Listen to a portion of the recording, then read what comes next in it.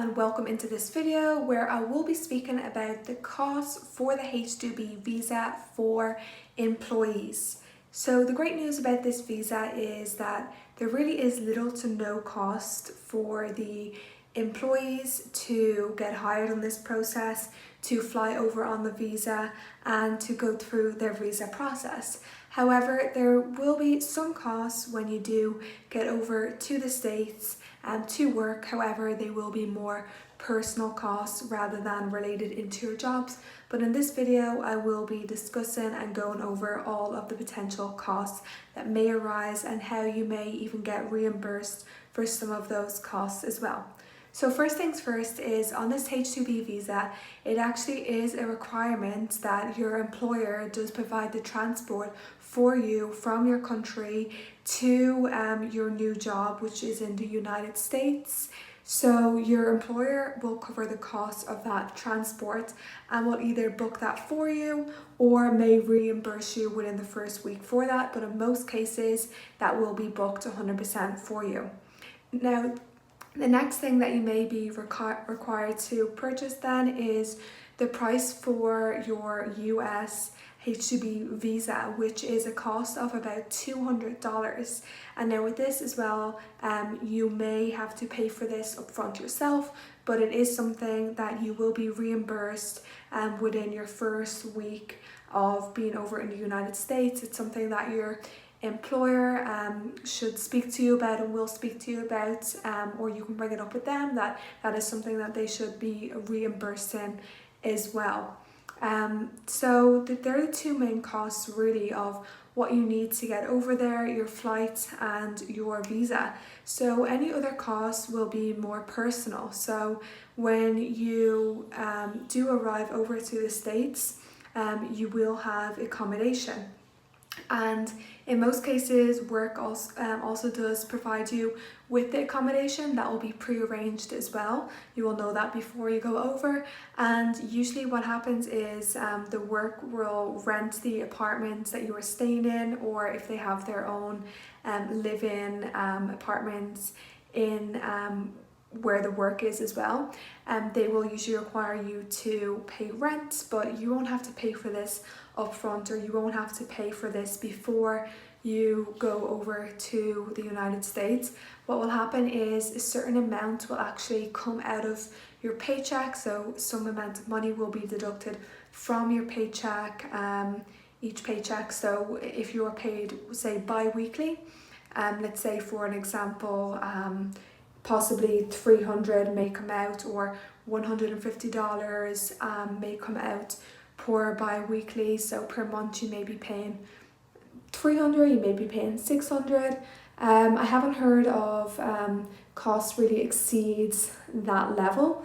However, every case is, totally different. You could be paying a little bit more, you could be paying less. It just depends on where you are and what the cost of your accommodation is. And that's something you can actually ask in an interview as well. You can ask your employer how much is the cost of the living, how much will be deducted from your paycheck. In my experience on the visa, it's really varied from place to place. I know in Florida, I think I've had over 100 to 200 come out per paycheck, or per week even. And in places up north, I've had less. I've had like $60 come out per week. So it's definitely a big range difference of what may come out. And so that's really covered all of your main expenses. And another thing that you definitely will need when you are there is food and transport to work. So transport to work is usually covered as well. Where they usually work will have a bus service that will pick you up from your accommodation, where work has provided for you, and they will take you from your accommodation and bring you to work and bring you back. So your basic accommodation from where you live and to work and back again will be covered. However, a small amount may be deducted from your paycheck as well for this option. And now the other thing is food. So the great thing about food is that if you are working for, let's say, a country club or for a restaurant, well, most likely you're going to get fed because most likely there is a cafeteria there and food would be provided. However, if you are working as a housekeeper, for example, there may not be food there on site that is provided for you, so that is something to take into consideration as well, because you may have some expenses weekly to do your own grocery shopping and food that may be less if work does provide that for you as well. And now really all of your other costs are totally personal. It comes down to if you do want to have like a phone bill, if you do want to have any subscriptions, if you do want to go on your own excursions and adventures, that's really where you'll be spending your personal money on. But other than that, that covers the basis of everything that the employer does provide for you and anything that you may have to as well. So I will be taking a moment now to answer any questions that I have. I see I have one here. Okay. What I realized after 11-month periods with mailing to employers is kind of impossible to get hired if you're not a cook. So I think you should find another topic to explain your thoughts. So actually, yeah, I would be curious as to where you're applying. Is it that you are applying to a kitchen or to only a food service? Because there is, this visa doesn't only cover jobs for cooks, it also covers jobs for like servers or front desk or housekeeping, even working for golf maintenance. And yes, there is a big umbrella of hospitality, and then everything will fall underneath that as well. So it's not only that it's for cooks, but yes, this visa is a temporary non-skilled visa. That means that you do not need to have a university or college education for the jobs that are provided for you. So they will be more entry-level jobs, so like hospitality, for example. Okay. I applied for farms for H2A and they asked for Spanish people from Mexico because flight tickets from Europe cost them 1,000. So H2A is a little different to what we're talking about here, because this is the H2B visa.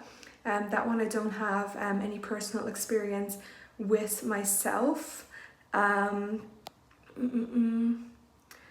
okay, so they want to hire people from Mexico because the costs are cheaper than from Europe. Okay, well, that can be a possibility.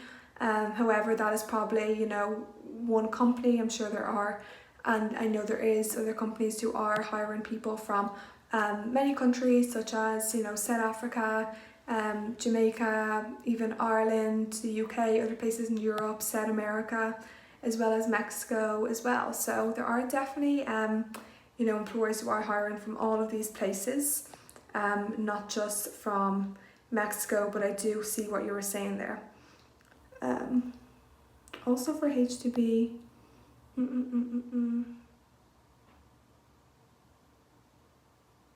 also for H2B and to the seafood industries to eliminate capping. I'm not too sure what you mean by that question. Maybe if you could clarify that a little more. So, just to clarify that this visa is temporary basis and it's the H2B visa that we are talking about. I don't have too much experience with the H2A. So I'll just leave it a moment for if you have any more questions or relating to anything that I just spoke about the cost of this H2B visa for employees. If you have any questions maybe regarding that topic.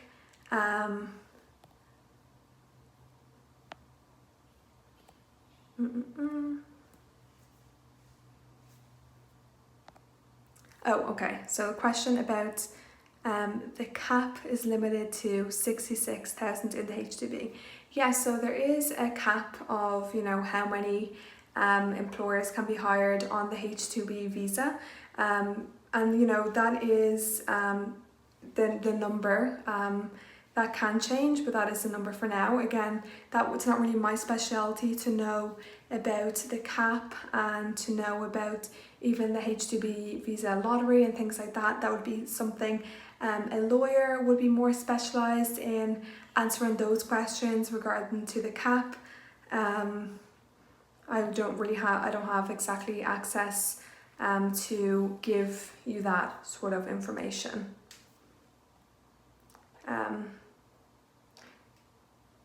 Only jobs. Oh, okay, I get what you're saying.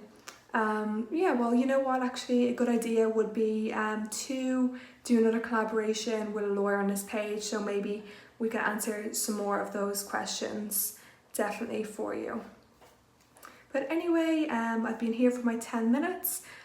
So if we do have any more questions or comments, do feel free to leave them down in the comment section below this video, and I will definitely get back to them. And I'd love to hear feedback, because any feedback that you have, I do take that in consideration to add into and to create ideas for the next videos. So I'll see you in the next one.